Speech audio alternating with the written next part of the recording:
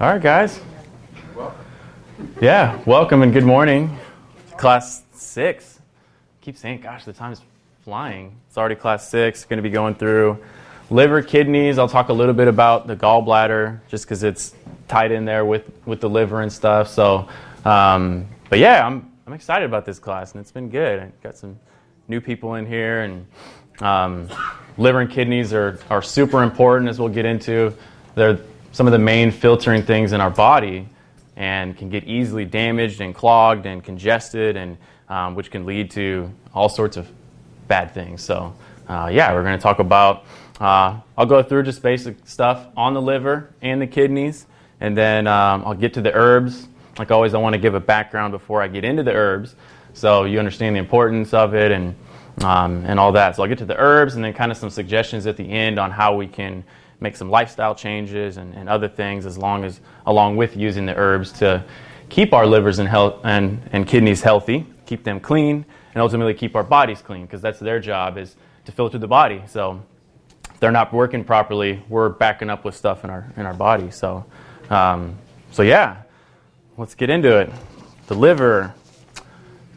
You guys know much about your liver? Have many of you studied the liver? It's the largest organ.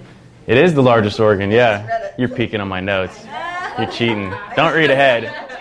She's not ashamed of herself. Overachiever over here.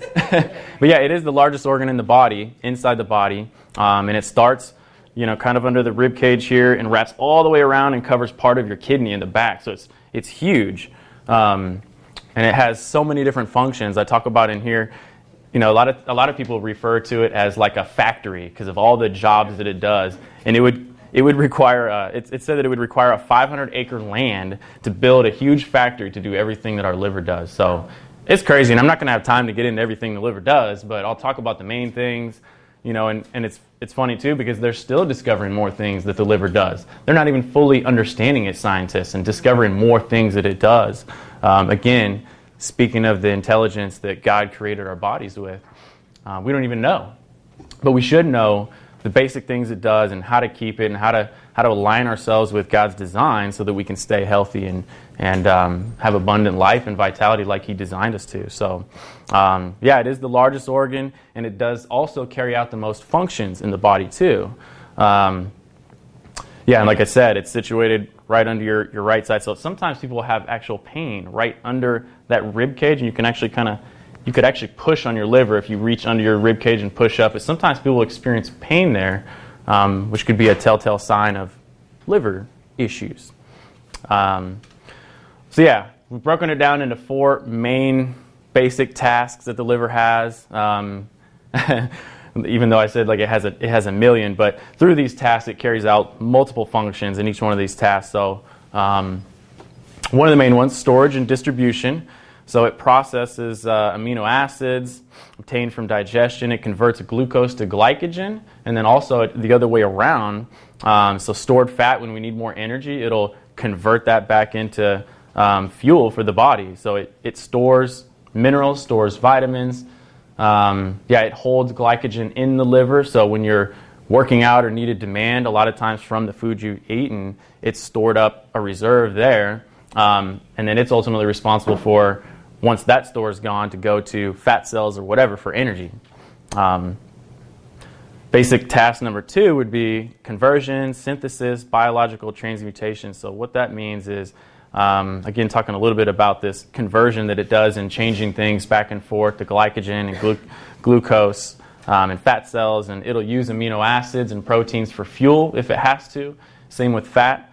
If you don't have enough carbohydrates that it turns into glucose and glycogen, it'll go to the amino acids and burn them for fuel, which is not an ideal scenario, but it will, or it will turn fat that you consume or fat that's on your body into energy too.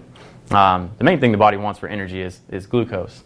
So we talked about that a little bit before, and healthy sources of getting good quality carbohydrates that your body can use for fuel. But it also it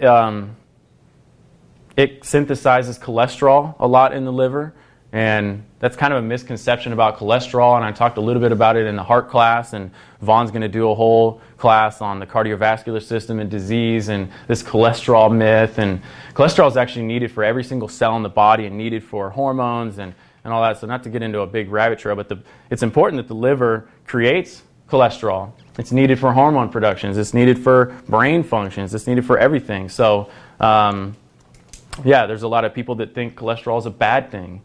And the body also uses cholesterol to buffer acids. So in the cardiovascular system, it will load up to protect the walls of the cardiovascular system. But it's not the cholesterol's fault. It's our diet and what it needs to use the cholesterol for. Change your diet, you clear all the way up. So it also works with different minerals and elements and can actually change them and into other things as needed. So it's kind of fascinating how the liver will do all these different functions. So detoxification is probably one of the biggest ones that I focus on, or I'm going to be focusing on. Because the liver, it processes so much of what we put in our bodies, basically everything, good and bad. So in the immune cells in the liver digest bacteria, pathogens, all these different things. All the hormones, chemical drugs, all that stuff that we consume and are in our daily diet, it has to process that, and it can be hard on the liver. So, medications, synthetics, toxins.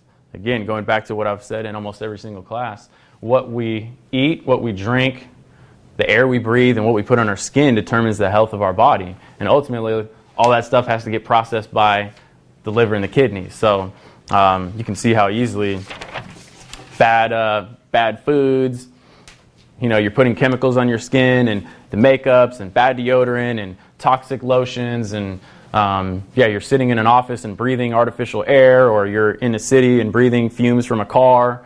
All that stuff can add up really quickly and burden the body, mess up your liver, mess up your kidneys, and ultimately cause disease. So, the liver is also tied. I put a little thing in paragraph D that it's tied to our mind a lot, and this is they're learning more about this and how different parts of the body are actually tied to different things. So a lot of people that with low self-esteem and anger, especially anger, it's like it's a lot of times tied to a liver issue.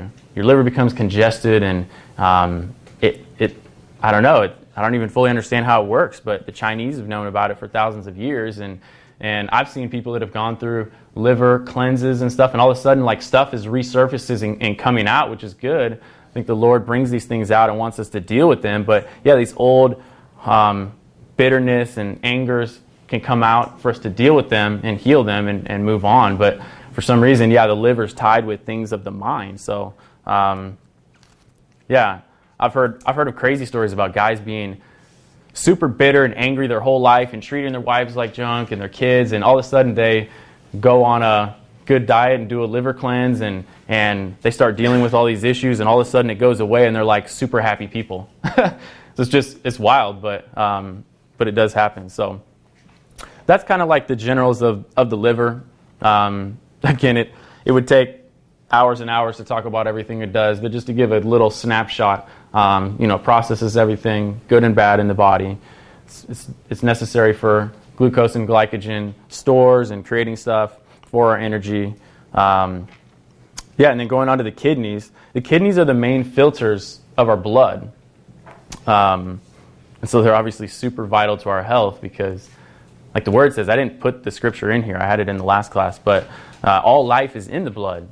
And if the blood becomes toxic, stuff gets bad really quick. So talked about all the different things the body will do to keep the blood clean, because it'll do, at all measures, your body's always trying to do stuff to protect itself, to heal itself. So if stuff's in the blood and it's not supposed to be there, it's going to take it and put it somewhere, or it's going to push it out through the skin and cause skin conditions.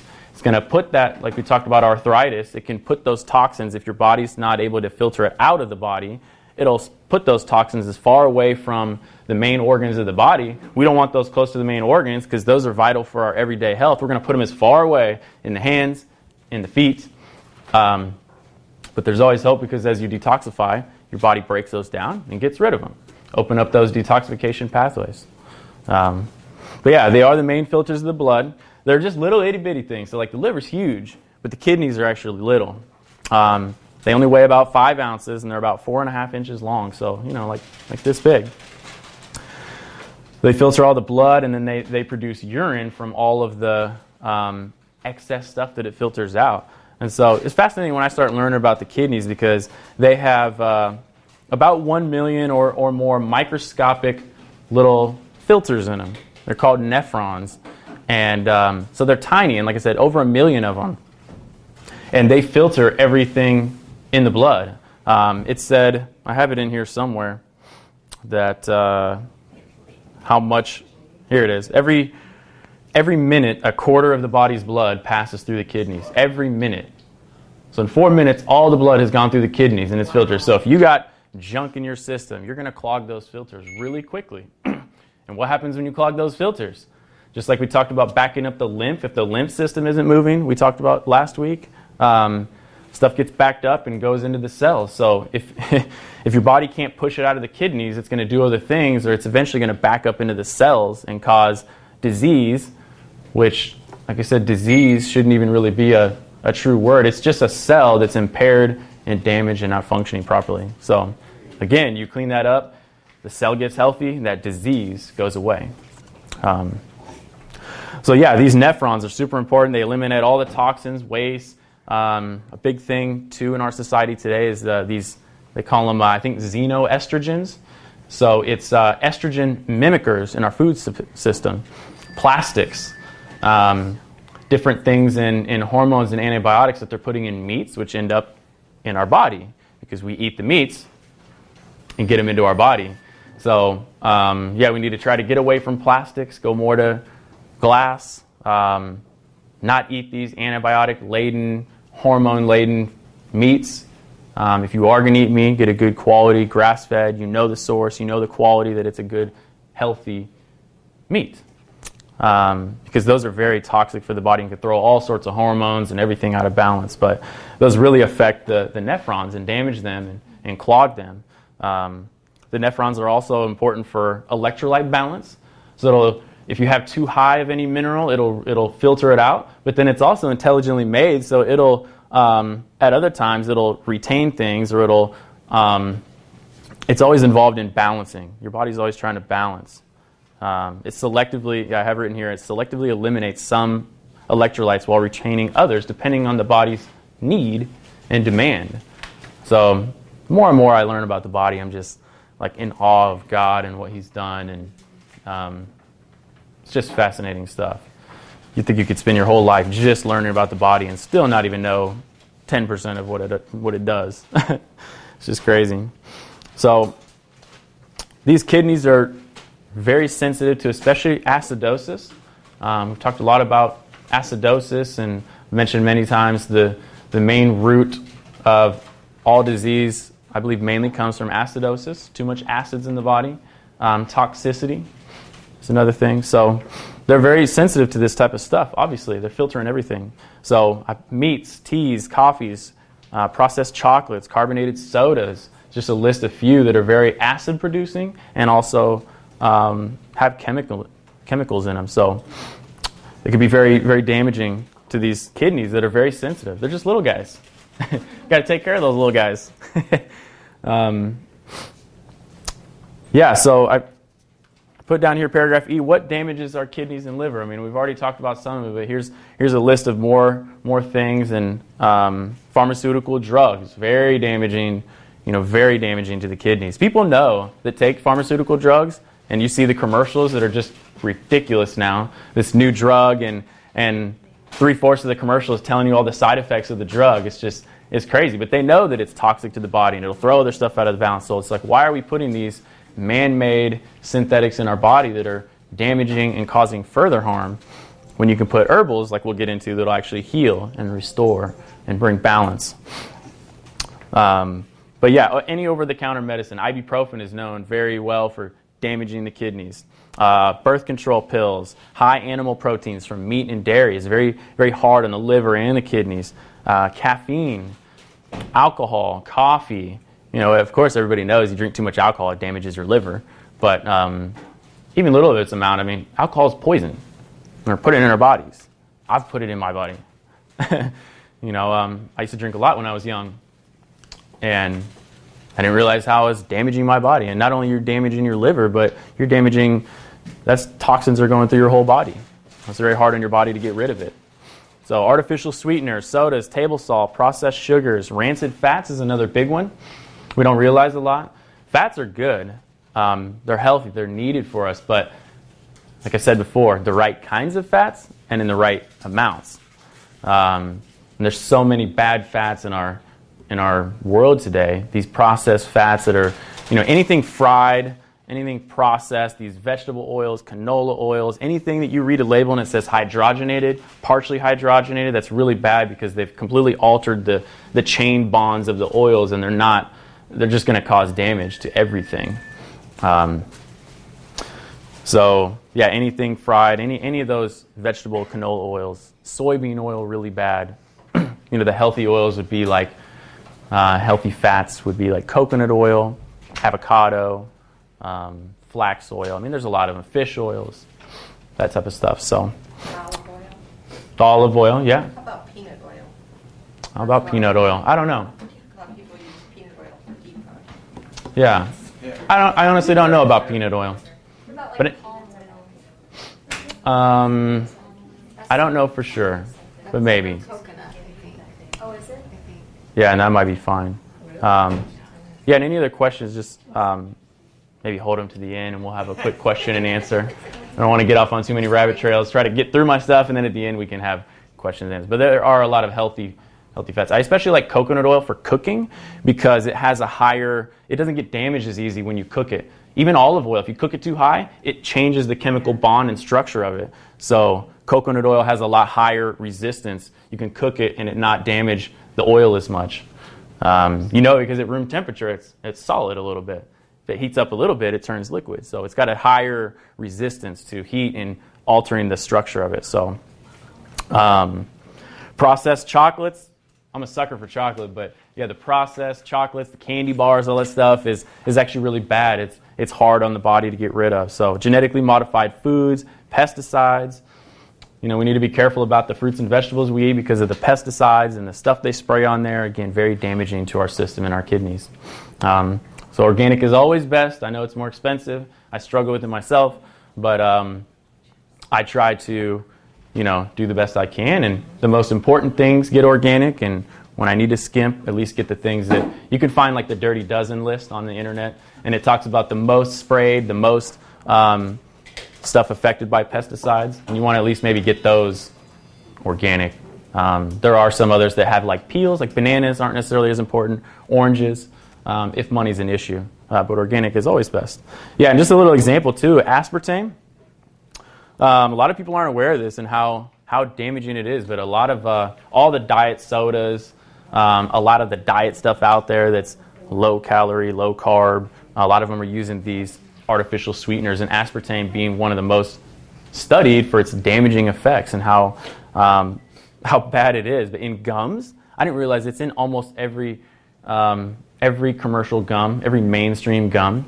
There are natural gums out there that don't have it, but because people don't want sugar in their teeth as they're chewing, so they put this artificial sweetener in there thinking it's better. And yeah, you're not getting sugar on the teeth, but you're getting a poison in your body that's killing you slowly. Your body actually turns it into formaldehyde, and it's very damaging to the liver and to the nervous system too. Very affects the nervous system. So those are things we need to be careful of too. So let's get into the herbs, because I love herbs, and they call me the herb guy around here. I'm kind of the nerd when it comes to herbs, and really it's just about learning the cool things that God created, what they're good for, and people have been talking about this stuff and using them for thousands of years. And like I said, I just always picture in my mind Adam and Eve in the garden with God, and God's there just teaching them everything. And hey, take this herb for this. And if you ever have you hit your knee and you got pain, well, take the bark of this tree off and scrape the inside of it and make a tea out of it, and it's going to take your pain away. And just teaching him about all these different things that he created and how to use them. And then that knowledge has gotten passed down from generations and generations. So, the Chinese have got written manuscripts thousands of years ago talking about herbs and what they're good for. And so let me get a quick drink of water because my mouth always gets dry when I'm talking.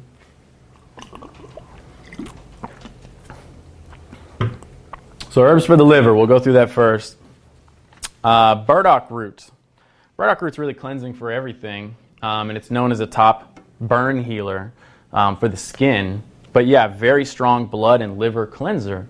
And it's considered a tonic too, which means it's strengthening, it's building on top of being cleansing. So yeah, very powerful in any formula for cleansing the body as a whole, but especially the liver has a very strong effect on the liver and removing, it also promotes kidney function too. So some of these go on both. I have some in the liver that are good for the kidneys and some in the kidneys that are good for the liver, but these are some of the top ones that are known for liver health. So also known to help reduce swelling in the body and especially around the joints.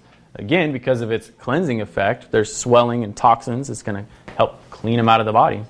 And it's one of the number one for skin conditions, burdock root is, because of its effect on cleansing the liver and the kidneys, because those clean the blood. And when the blood's not clean, the body's going to push that stuff out of the skin and cause skin conditions, eczema, psoriasis.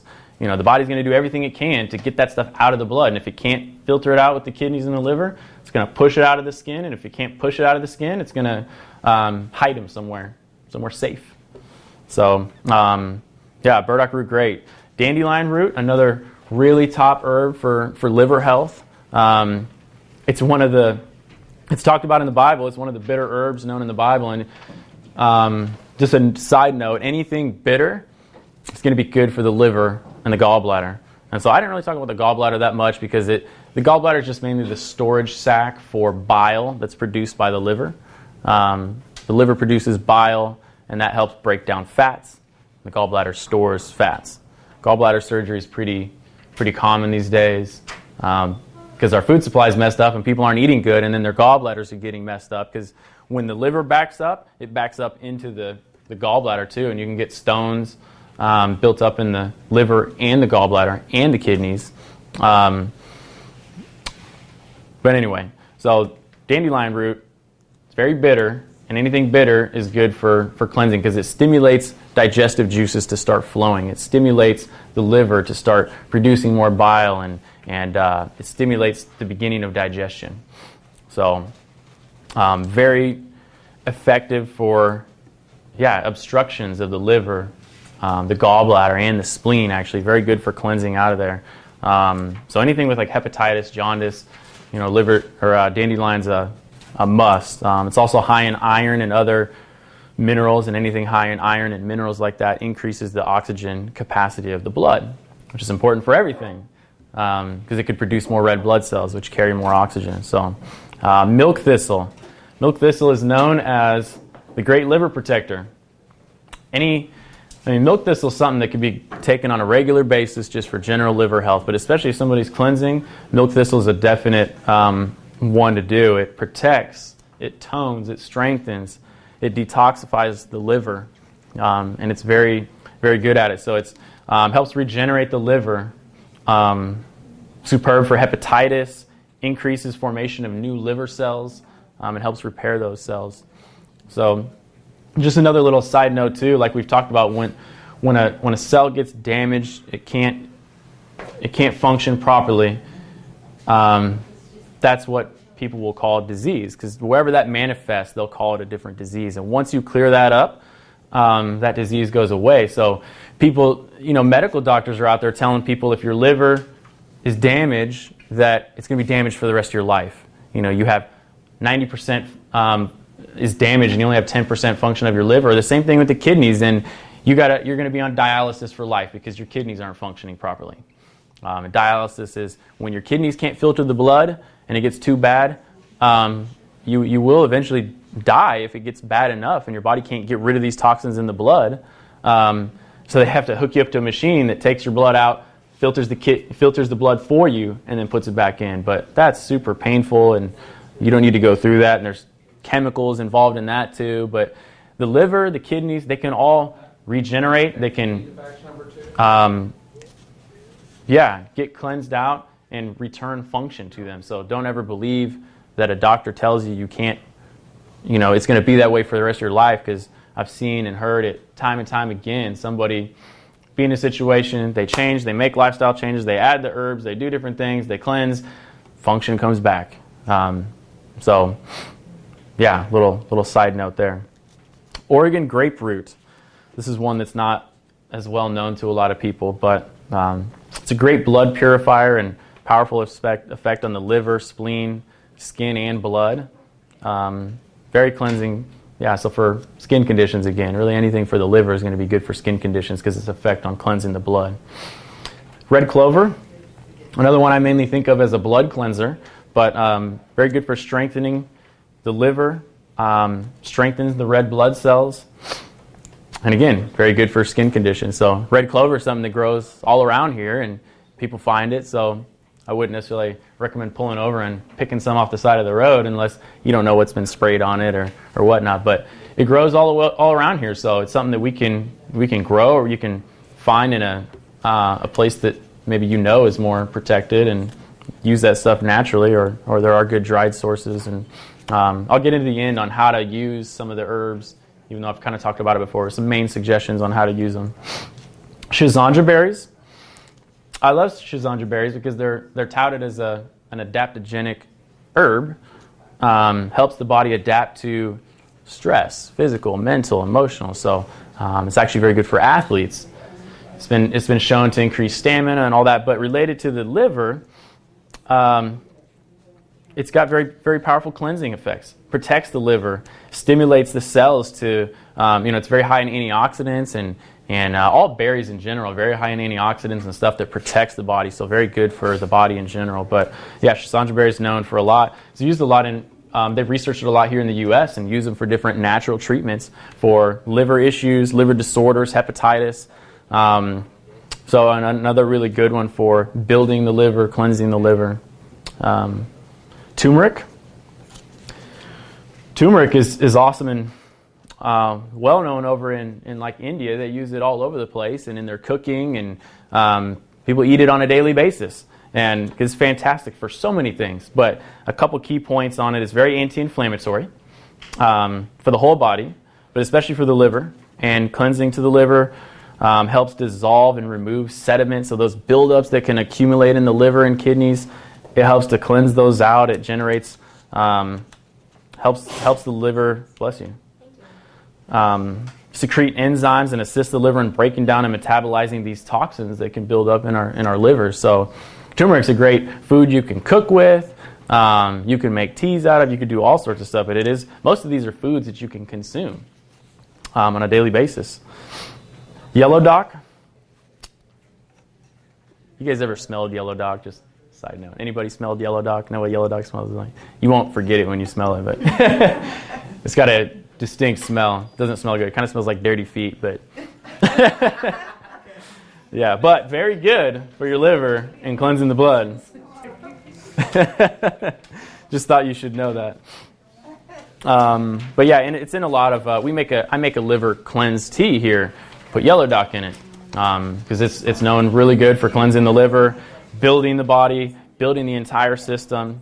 Used extensively for skin conditions and the like. So it's a top blood builder as it's very high in iron. It's very high in a lot of minerals, but it's one of the highest natural sources of iron in a food. Is yellow dock. So a food or an herb. Same with like red beets also. But so it helps build the blood, increases red blood cells, which of course increases the oxygen capacity, which is very important. So that can actually help in cases of lack of energy or lack of stamina, building the blood. So yeah, and then getting into the herb for the kidneys.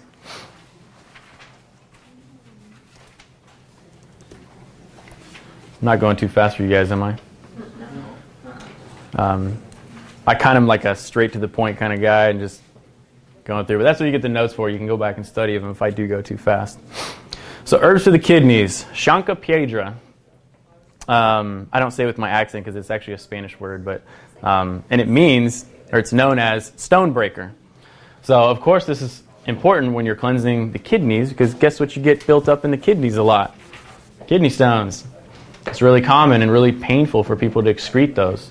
So it's known as the stone breaker. So it inhibits the form of kidney stones, but it also helps break down and dissolve these sediments, these stones in the kidneys. So very powerful for cleansing out. Good for the bladder.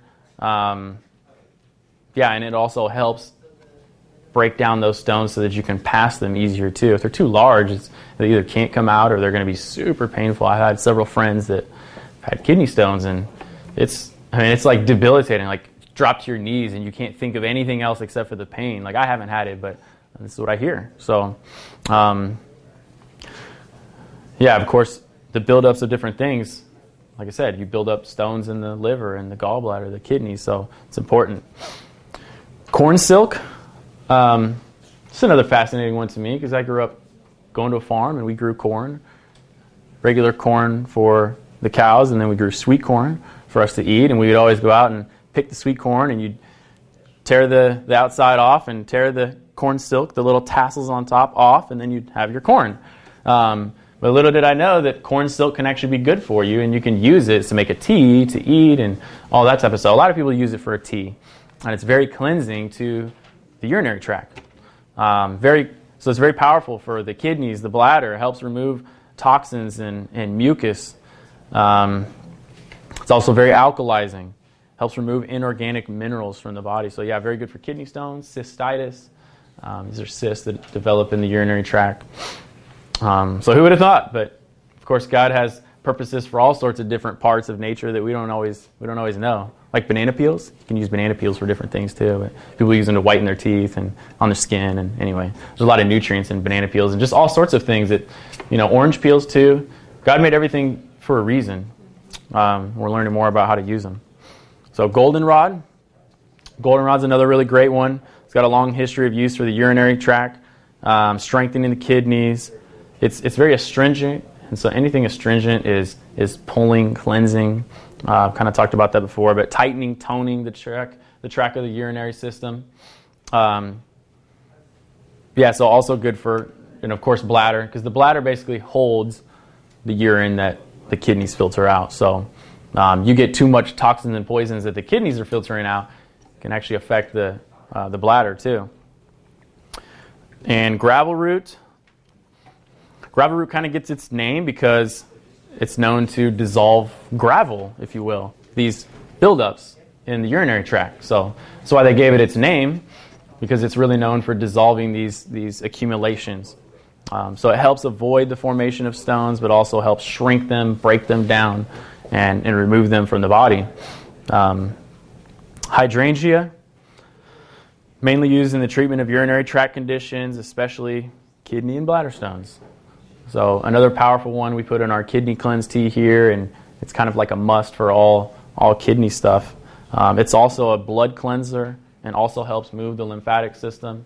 We've talked about how important the lymphatic system is. So, great for arthritis, rheumatism, all that type of stuff. So, juniper berry, another berry, it's considered one of the great kidney herbs as well. Very anti-inflammatory, has a strong action on the kidneys, helps remove fluid retention. Sometimes the body actually holds fluid, especially if you're very acidic. It's going to hold fluid in different areas because you're acidic and it's trying to buffer those acids.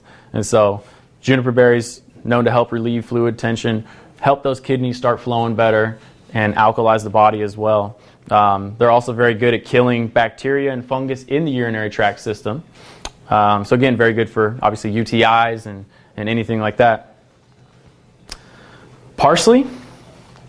I used to always see, or I did it at meals, especially at fancy restaurants. They put parsley on the side. I just always thought it was just a decoration. But it's actually good for you. You can eat it. But I was like, why would you eat this green thing that looks weird? And I think I even tried it one time. I'm like, that's disgusting, because I wanted my big steak or whatever it was, But parsley is actually a really important food that we should be consuming. Or I put it in a lot of juices when I juice my green juices. It's a good herb in there that helps cleanse and very powerful for the urinary tract. It's very alkalizing, has a strong effect on the kidneys and bladder. Yeah, it's high in chlorophyll. the green that's in plants. It's high in chlorophyll, which is very good for building the blood, cleansing the blood, removing heavy metals and toxicity. And it's also, this is interesting as I was learning about it, good for the endocrine glands. So endocrine glands are all your main glands: adrenals, pituitary, thyroid. I'm going to do a whole class on the endocrine glands in a couple weeks. Or maybe next week, I can't remember. But you can find the schedule on the website. But very powerful for the endocrine glands, and also anything that's high in chlorophyll. Those greens are very good for building the blood and increasing the oxygenation of the blood. So saw palmetto berry. I threw this one in here. It's most well known. When I think of saw palmetto, you think about prostate issues, because it's very powerful for removing inflammation of the prostate in men. But it's also very good. Yeah, it's known as the male herb. I put in here for its inflammatory effect on the prostate. But it's not just the prostate. It's actually very good for the endocrine glands. Very powerful for the urinary tract and the kidneys. So any urinary tract infections, saw palmetto berry is very good for it, because it helps remove inflammation of the urinary tract as well.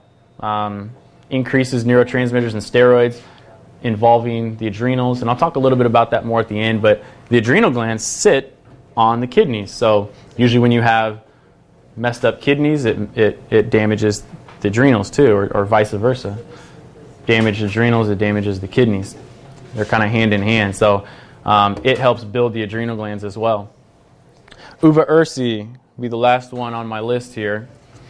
Another powerful antiseptic and cleanser of the urinary tract system. So again, it's in a lot of the kidney cleanse teas and a lot of the kidney formulas. Strengthens the liver, the kidneys, the bladder, the uterus. Another good one for prostate gland swelling or just inflammation in general. So that's my little list that I kind of flew through there pretty quick, but just to give you an idea. And I'm really only giving a snapshot of some of the main benefits on here. You can find some of these and study them and find pages about all the things that they're good for, but I'm giving the main key things, of course, related to kidneys and liver. But the great thing about, I've said it time and time again, man-made drugs have side effects. We talk about the commercials and the minutes of just telling us all the side effects and the bad things it does. Herbs, they don't have side effects, they have side benefits. So not only is an herb going to be good for one thing, but it's going to strengthen, it's going to build, it's going to affect other areas in a positive way too. So that's the cool thing about herbs. And God designed them for us to use like that. So healing, cleansing, and nutrition for the liver and the kidneys. And I would encourage people that want to talk more about the nutrition and that to go visit class 1 and 2, where I talk a lot more about diet and all that. But yeah, obviously healing the liver and the kidneys is important. They're the main functioning, cleansers of the body. So eating, like we've shown, has a powerful effect on these organs, damaging them, cleansing them out. So what you eat, what you put on your skin, what you breathe, what you drink, it's very powerful. As they filter everything that goes in the body, good and bad. So yeah, again, example is a high fat and a high protein diet full of meats and dairy. It's very, very hard on the liver and the kidneys and can damage them. So especially considering like the additions of the hormones and the antibiotics and the stuff in those foods, and they're very acidic as well. So what do we need to do? We need to eat the way God designed us to eat. And without getting like too in depth on that, I put the scripture in here from Genesis 1:29. It said, "And God said, See, I have given you every herb that yields seed, which is on the face of the earth, and every tree whose fruit yields seed, to you it shall be for food." That's the way He designed it from the beginning. And of course, we live in a fallen world. Things are a little different from that original creation. Sometimes we have to adapt a little bit, but we need to try to get back to eating that way that He designed it as much as we can. And notice He talks about the seeds. The seeds are very important. We're trying to de-seed everything nowadays, and something that doesn't have a seed can't reproduce itself. And then people are wondering why they're having reproduction issues. Well, I don't know, maybe it's tied to the foods. If you're eating foods that can't reproduce themselves, do you think that maybe can have an effect on you reproducing? Maybe. But he designed them with the seeds, and actually you can eat the seeds, and the seeds in fruits and vegetables and herbs and stuff, they're actually really powerful and sometimes have the most concentration of the nutrition in the seeds. But yeah, so going back to eating as close to the way he designed it, eating and as close to, raw and in their whole food form too. So again, I tell people all the time when they come into the store, eat things as close to the way as God created as possible. Off a tree, an orange is good for you. It's ripe. It's right off the tree. It's in its whole form. You can peel it. You can eat it. It's good for you. You take that orange and you process it. You concentrate it down, and then you re-add liquid to it, and you change it, and you add sugar to it, and it's been sitting on a shelf or something for months and months. Like, do you think it's going to have the same nutritional value as right off the tree? No. Yeah, or you take a grain and you process it and you strip it of all its nutrients because it won't stay shelf stable because they're worried more about money than our health. And then you process it, you put it into something, and you create a chip, and then you fry it in oil. Not the same thing. It might have come from something natural, but it's not in its natural form anymore, so it's not beneficial to you, and it's actually damaging. So, as close to raw as possible. God didn't design a stove right away either.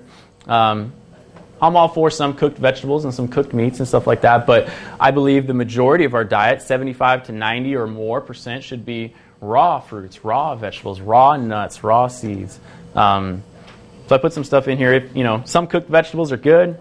Small amounts of lean meats and grains are okay too, but I wouldn't overdo it. I would be very cautious about eating too much meat or too many grains. That can cause a lot of problems, especially with the grains of today. Vaughn did a whole class on talking about what's wrong with grains of today. I mean, in the Bible they talk about they ate grains and this and that. Well, it's very different than when it was back then, what it is today. It's way higher, many times more gluten. It's not the same. The processing is not the same. It's not, again, they're taking something natural and they're processing it, stripping it, this and that, creating something wasn't designed to go in the body. But yeah, if you are going to do meat, make sure it's a good quality meat, a lean, grass-fed, healthy animal that's not been treated with antibiotics and all this. They have to treat the animals with antibiotics because the animals are so sick because they're not treated healthy. Just crazy. So, and then you think that animal is going to be nutritious, putting that meat in your body. They're sick. You think the muscle on them is going to be healthy for your body? No. It's going to cause all sorts of issues. So, and especially I like fish. I like fish, and I'll do some sushi, some raw food, raw fish, but also some cooked salmon. But again, you want it to be wild caught. They're farm raising these fish nowadays, and it's crazy. You got to be really careful looking at the labels because they're farm raised, and it's all about money. So they're slamming as many fish as they can into a pond, and they're not able to. Then they're feeding them artificial food. They're not eating what they're supposed to be eating because a fish out at sea is eating other fish. It's eating plankton. It's eating algae. It's eating all that stuff. It doesn't exist in a pond. So they've tested it, and there's so many of them. It's overcrowded that they're eating and consuming their own feces, and then we think that fish is going to be healthy because it's fish. Well, it's not the way God designed it. So be careful and have good quality fish if you're going to do that. Wild caught. So I love salmon. It's like Atlantic, from the Atlantic Sea, wild caught, all that type of stuff. So yeah, but keep the meats and the grains to a minimum if you do. And then water and juicing. So I haven't really talked about water, but obviously with the kidneys filtering and producing urine, water is super critical. Water is critical. It's one of the main things we need in our body, period, but especially for cleansing the liver and the kidneys. It helps flush toxins, irritants, so we need that good quality water going through our system to cleanse stuff out. I put a little note in here, room temperature or warm water is actually best. Many people are drinking cold water, and I used to love it when I go and work out really hard. I want a nice cold drink, and some of that's okay, but in general, I've gotten to drink more room temperature water, and I've gotten used to it. I like it. It doesn't bother me anymore, and it's actually good for you. Your body, it's actually hard on your body when you eat something cold. It's got to raise the temperature, and then it kind of shocks the system a little bit, and so it's better to drink warm water. And especially warm lemon water, very cleansing to the body, but to the kidneys, the liver. Suggested by a lot of people, you drink warm lemon water every day, and first thing in the morning is really the best time to, as you've been not eating and your body's been cleansing all night, have some warm lemon water in the morning, and it really helps to get that cleansing going. So fresh juices are also really great. I love juicing.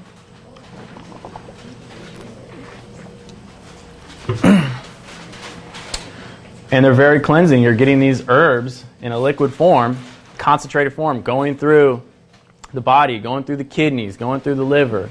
Again, the liver and the kidneys have to filter everything. So if you put that good stuff in concentrated form, it's got to go through there, and it's going to cleanse. It's going to have a powerful effect. So you can make great, awesome green juices. I make big ones sometimes. Just throw all sorts of stuff in there. But I put a list of here of some good suggestions. Apple, lemon, carrots, cucumber, celery, ginger, beet, and then adding some more potent herbs in there too. Kale, spinach, parsley, cilantro, arugula. So yeah, you can get creative, and I've found ways to make them to where they're powerful. They're good stuff in them, but then you're balancing them with a little sweetness from an apple, or I'll put some pineapple or grapes in there too a little bit. But easy on the fruits, more so vegetables, but you can get a good balanced juice that's really good for you and actually tastes good too. So it's cool. Create, experiment, have fun, create different options, and try it. So any combination of that stuff is going to be great. So yeah, I just encourage you to have fun with it and play around. And there's a lot of awesome recipes online and that people have had. You can make them simple too. You could do a apple, cucumber, beet, 3 ingredients, boom, and it could be very, very powerful for health and for cleansing. So, and then the last one, D, is about cleansing. And again, I did a whole class on cleansing, so I encourage people to look back at that class. But yeah, it is said by a lot of people I study under and just natural health people in general that everybody has an impaired liver and kidney. Everybody. It's just a matter of how bad is it impaired? How bad is it damaged? You might not even know it.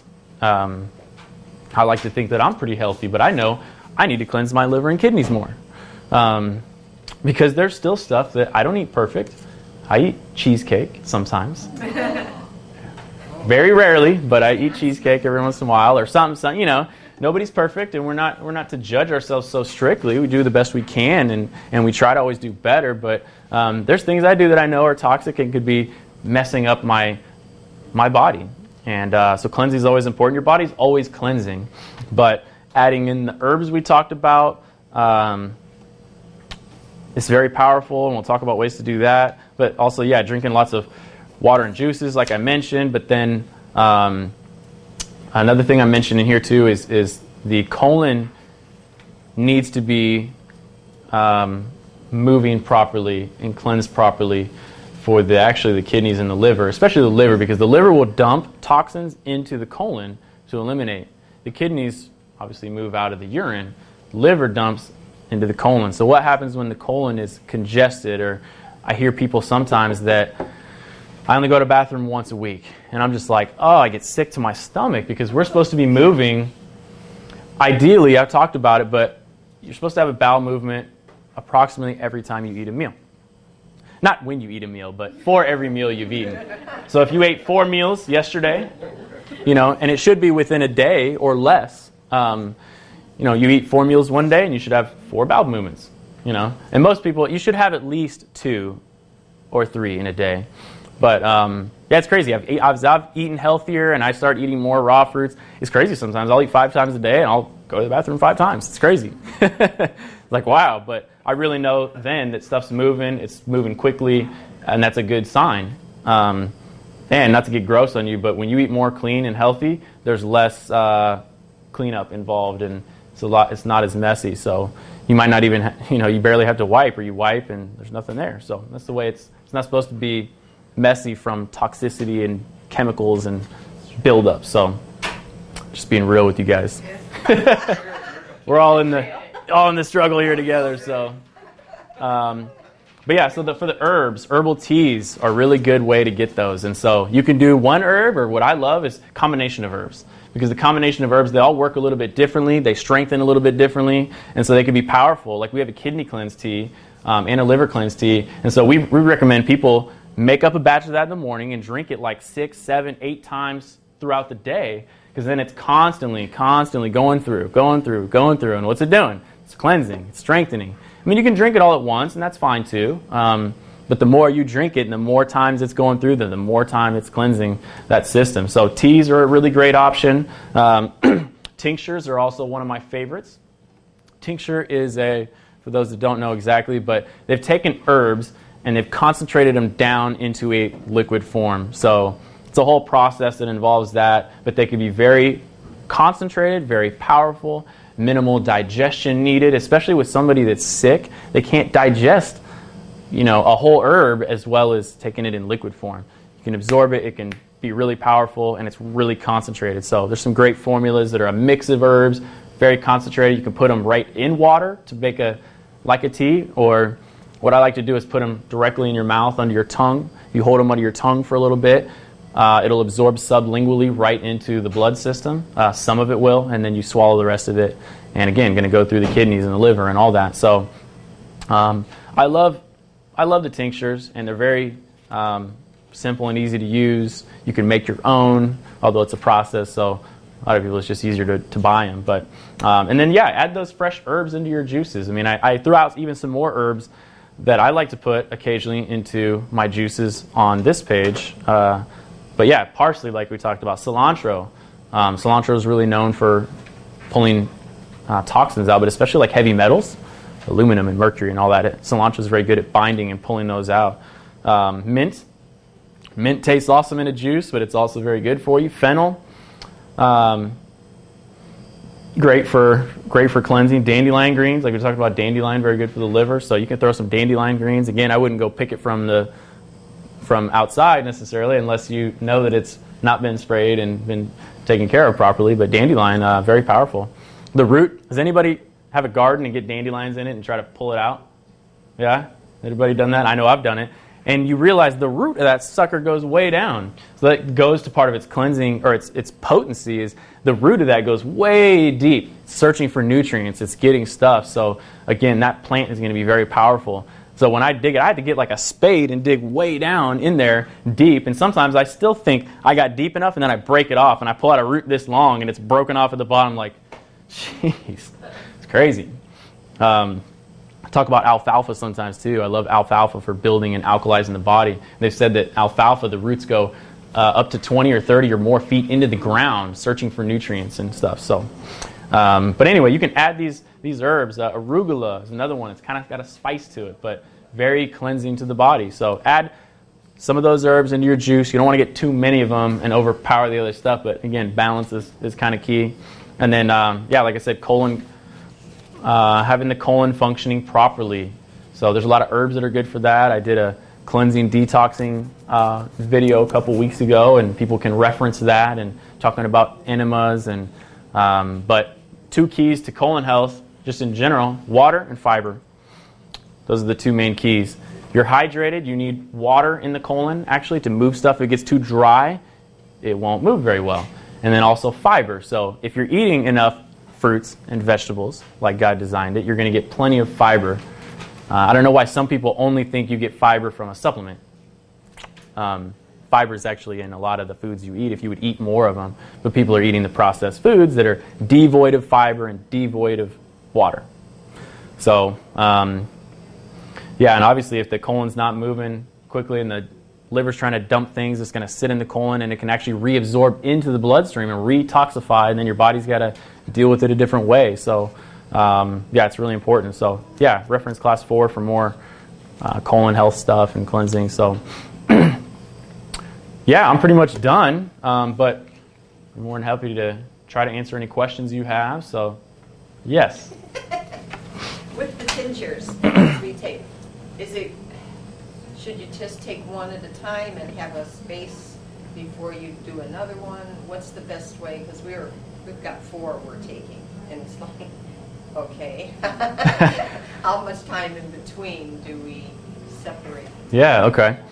It's a good question. I'll repeat it for the video in case people can't hear. But so talking about tinctures, and you've got several of them you're taking, and is it best to like take them together or at separate times, or how should you space it? And I don't know that there's a perfect answer to that, but I do know you can take several of them at the same time. I studied from a guy in Florida, that Dr. Morris, I've mentioned him several times, and he takes the worst of the worst people and puts them on programs, and he'll put them on 7 or 8 herbal tinctural formulas all at the same time. He'll put one for helping the bowels and the colon move, and the kidneys and the liver and the thyroid, and all at the same time, so that everything's functioning and getting cleansed and building all at the same time. So you can. Sometimes there are cases where if somebody's really congested in an area, I may say, hey, get the colon functioning first, and then let's work on, because if you start dumping stuff from the kidneys and the liver, and the colon's not functioning properly, it can have an effect. But most everything you can take all at the same time if you want to, or you can separate. But if somebody's really want to go after it, I would say do several ones all at the same time. They're not like medications where they're going to have conflicting things and mess up each other. There's no conflictions that I know of. As far as herbs conflicting with other herbs, and they can actually be very powerful working together. So, yeah. What was the doctor's name? The doctor's name I mentioned is Dr. Robert Morse, Morse. He's out of Florida, and he's quite incredible. And I study from. He's got an international school of detoxification and healing, and so I learn a lot from him as well as other places. But fantastic Christian man, and he's been practicing for I think 38 plus years, and just knows a lot about health. So, yes, sir. I've heard doctors say that coconut has high cholesterol. Mm-hmm. So, is it how good is it to use coconut oil for cooking? Yeah, it's a good question. So, talking about coconuts and how I mentioned they're healthy, and doctors say that they're very high in cholesterol. And again, this cholesterol myth kind of thing that I didn't really go fully into, but so it's actually good for you to have good, healthy sources of cholesterol. Your body needs cholesterol. It needs it for every cell, for hormone production. So they used to think anything with cholesterol, don't eat it. And then they found out that, no, cholesterol is actually good for us. The problem is where cholesterol and it got its bad name is people become acidic and their cardiovascular system becomes damaged, and the body has to put things in that wall of that artery to so it won't blow out, basically, to repair it. So you eat sugars, you eat high fats, and it damages the walls of the arteries. It's going to patch it with something. It's going to buffer it with something, and a lot of times it'll use cholesterol. So yeah, there's high density and low density and all that, but it's just cholesterol. Cholesterol is needed for everything, and so your body will use what it has to repair. So ultimately, if your cardiovascular system is diseased, cholesterol will build up. But that doesn't mean that cholesterol is a bad thing.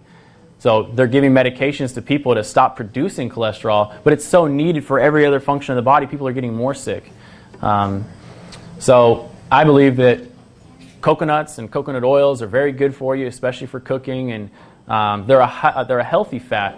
And even that has, for a while, sometimes people said get away from fats, but good fats are very important for us, for function, and you can study more about all the stuff that cholesterol is good and needed for. But every cell of the body has cholesterol in it, surrounding it. It's needed for the brain, needed for hormone productions. But we want to make sure we're getting quality sources of fats. So hopefully that kind of helps or gives you my perspective. But look into it some more on your own too. Yes? You said when the kidney failure, so it become a dialysis. Uh-huh. I think for anybody can have when the dialysis come become a natural, or can you sustain it? So you're asking about when the kidneys become damaged and somebody does have to go do dialysis because they're so damaged, and if they can heal them and regenerate them, and yes, absolutely. And I've heard of several people doing it, and I know that every cell in the body will regenerate and heal itself if you give it the proper things and get it functioning properly. So that's sometimes a little bit longer of an answer to really see what's all going on. It could be I mean, obviously the kidneys are impaired in that situation, but there could be other things. But yeah, absolutely. Natural remedies and getting on a protocol, and the body can heal itself, and those kidneys can regain function, and the person not need to do dialysis anymore. So even though they are doing dialysis, we can proper way to treat to become healed. yeah, so while they're on dialysis, they can start doing different things. I mean, sometimes you got to be careful with certain things if the kidneys aren't functioning at a high level to begin with. You don't want to detoxify too quickly and put some burden on the kidneys, but there are some powerful things you can do to slowly start getting them functioning better. And as you start clearing them out more and more and more, they're going to function more on their own, and then you can really start going after it. But so yeah, there's maybe a little, you would want to talk to somebody more in depth about that if you or somebody you knew was dealing with it. But yes, absolutely, that you can get them functioning properly again. Yeah, with God, of course, we know all things are possible, and there's always hope. So, and it's cool learning about the things He gave us. So, yes, sir. I think when I was here a few weeks ago, you had some pamphlets on dogs and cats. I'm not sure, I don't remember reading what was in there, but our cat, Annie, has got 2 issues. And one of them is kidney issues, and she's has no appetite, and she's slow and very quickly dying. And also, she has another issue, but is there much experience or stories of what can be given for pets to help them when they're, she's not a young cat, she's a little older, but Yeah. just wondering. Yeah, no, that's a good question. And talking about animals, and you're talking about cats and dogs, kind of repeating for the camera here, but you've got a cat that's older and having kidney issues, and so yeah, there are a lot of natural things that you can give animals too. They are a little bit different than us. They're they're designed a little bit different than us. Cats are primarily carnivores, so their digestive tract, everything works a little bit differently. So I'm not the expert when it comes to dogs and cats, but yeah, we do have a book over here. I can find it for you too that talks about herbs for dogs and herbs for cats, and a lot of them, they do the same things. There's some that you have to be careful with, but yeah, and animals a lot of times will lose their appetite when they're trying to heal, taking the burden off of the digestion and trying to heal. But there are some things that you can do, and we can maybe talk more afterwards. And we've got a little pet section over there with some herbal tinctures and stuff that's safe for animals. So there is, and you might want to just do some more research on it, and I can give you that book to look at too. Thank you. Yeah. When, like using turmeric, like I have a thing of turmeric for seasoning. Is there, like, I just bought it at a grocery store, is that not the good turmeric? So if you're using a turmeric, should you be careful where you get it from, just like with your other foods? Yeah, another good question about, you have turmeric and you got it from the store, and is it good? And I don't know if it's a good one or not, but with anything, we have to be careful about the quality and the source and all that. So sometimes it's hard to know, at the store, but yeah, you just want to know your source. You want to know its quality. You want to know it's the real deal. There's a lot of people out there mixing it with different things, or it's not what it is, or yeah, they're not producing it properly and all that. So is that one good or not? I don't know, maybe. But you want to be careful about that, and anything that we put in our body, just knowing that it's a good quality and all that. So, and again, I would try to get organic if possible, but yeah. Yeah, because I know cinnamon is real good, and they say that the cinnamon you get in the stores, they put sawdust and everything else in it. Yet when you read the container, it just says cinnamon. Right. And so it's like, okay, I don't know. Some of the regulations on the industry aren't You really don't have to divulge. super strict, or who knows who's being honest. So that's why for me personally, I know who I order herbs from and stuff like that, and know that they're getting all organic or wild crafted, and they're only giving the pure herb, and they're all about quality. And so something like that, is, ultimately we can get to growing our own stuff, and that's really the best. But all you can do from there is trying to know your source the best you can, and knowing that it's high quality. So, yeah. We went through 2 bags of your bitter tea for the liver Yeah. cleansing, because we both do it, so we have to double it. Yeah. How long do you do that? Or is there something like, we've done that, now we're on the whole body detox, that rose whole body detox. Uh-huh. So can you still do a liver cleanse if you're doing a whole body detox, or should you like alternate? You could do the liver cleanse during the whole body, but how long should you do it and all that? I mean, there's no one answer fits all for that because it depends on the person. I would say somebody needs to cleanse as long as needed to get that organ functioning at a high level. Because for some people that might be longer, and some people might only need minimal. So we've got it in bags that I think it lasts, like 21 days or something like that. Us, we had to go through 2 bags. Yeah. We were both drinking, double the recipe. So of course that's a good length of cleansing for your liver, and but for somebody they may be more than that. It's hard to say. Other types of liver cleanses? That we have? Yeah, like there's one, what is it called? It's green pill, chlorella or something like that. Is that Chlorella and chlorella? Yeah. yeah. So that's a gentler cleanser of the whole body and the liver, but there are other ones, and there's that's a really great one that I formulated, that bitter liver cleanse tea. But It's not bad either. You get used to it. yeah, it's not bad. I took it for a little bit and put a little honey in it, and not bad. But yeah, we have other stuff, and there are tinctures that you can do that are a little more concentrated. There is a company that we do it's probably our strongest liver cleanse. It's by Prime Health, and it's 4 bottles, and it's really concentrated herbs. And I hear they don't taste very good, but they're very powerful for you. Do like 2 in the morning and 2 at night, and for somebody that really needs it, I mean, not everybody would need to go to that extreme, but because they're like, big tinctures that you're using quite a bit each day. And but I've heard great stories about people really. There's a guy, talking about anger in the liver and stuff. He was on that cleanse, and he would call like, "Oh man, the liver's cleanse is going great, but I have all these thoughts and this," and so we would like walk him through like getting rid of these thoughts. And as soon as he got done, though, man, he felt so much better. His liver was functioning better. Angerness, bitterness was gone. It's fascinating. So yeah. So physically, what would happen as you're going through a cleanse, a liver and kidney cleanse? Specifically. Besides the emotions. Yeah. What would happen while you're going through a liver kidney cleanse? What's normal? Or What's normal? Gosh, and it's all over the board for what's normal, but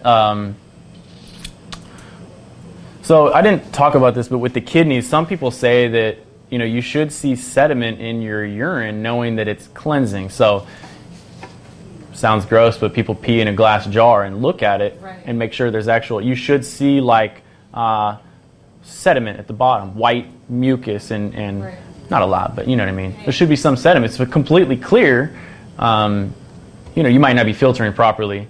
But so what to expect and all that. I mean, with the liver, some people will experience some emotional detoxification with the liver because the liver is really tied to like anger and bitterness and that type of stuff. But you're not necessarily going to like feel it in your liver or your kidneys unless something really strong is going on. People might feel a little bit of something in their kidneys, that lower back. But it shouldn't be like pain or anything weird when you're doing a liver kidney cleanse. So if you're doing it right, you're going to get more sediment in your urine. You're going to get more? You might have a little bit of uncomfortableness in your bag. Yeah, I mean, you shouldn't feel too much uncomfortableness because they're not really strong, like, Yeah, fully, that's what I'm wondering. Another mention, though, too, if you're not, like if the colon isn't moving good and other things aren't functioning properly, when you start to detox at the cellular level, those toxins can't get out of the body. You could experience some headaches, some healing reactions is what people call them. So headaches, discomfort, fever, but it's all the body trying to assist your itself from detoxing and cleansing. And so a lot of times we get a fever, we want to take something to stop the fever, but it's really, we need to assist the body in what it's trying to do.